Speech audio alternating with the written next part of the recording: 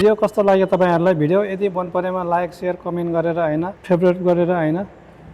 copy link गरेर सबैजनाले पेजलाई पनि फलो गरिदिनु होला है त